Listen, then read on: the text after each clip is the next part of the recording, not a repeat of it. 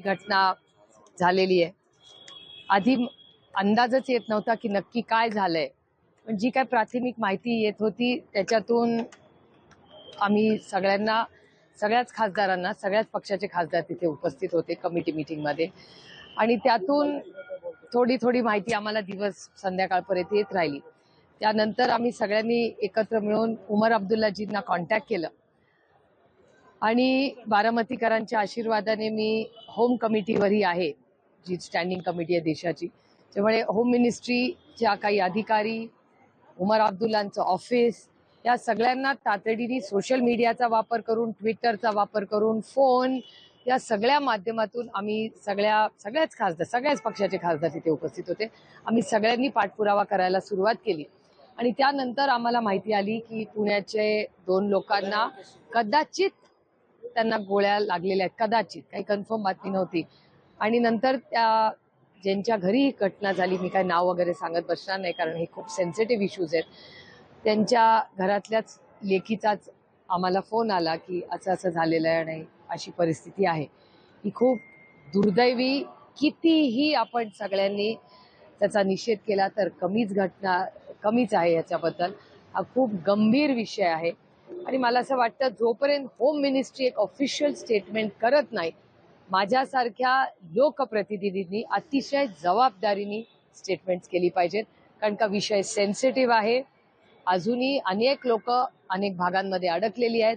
पूर्ण administration, home ministry असेल, JNKचं state administration असेल, हे पूर्णपणे काल दुपारपासून अतिशय ॲक्टिव्ह पद्धतीने सगळ्यांना मदत करायचा प्रयत्न करतोय।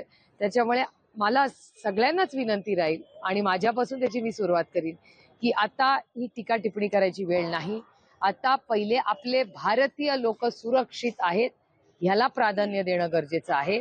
आणि मी एवढीच विनंती करीन की एकदा माननीय प्रधानमंत्री आणि माननीय होम मिनिस्टर यांनी या सगळ्याचा आढावा घेतल्यानंतर त्यांनी एक ऑल पार्टी मीटिंग बोलवावी आणि आम्हालाही ब्रीफ करावं आणि देशालाही ब्रीफ करावं की काय परिस्थिती आहे।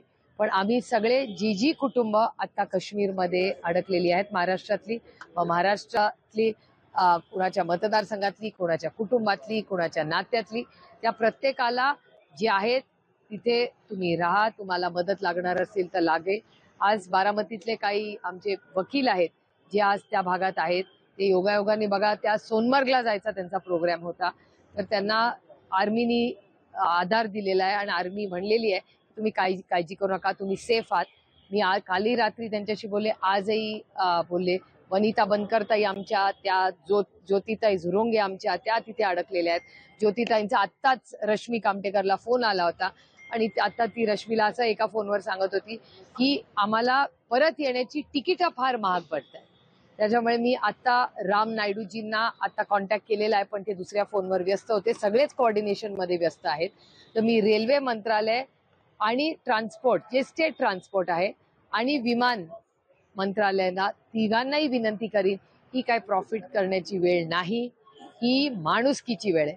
तसे जमेल, ज्यांना इच्छा असेल त्यांना सुखरूप घरी आणण्याची नैतिक जबाबदारी आपल्या सगळ्यांचीच आहे।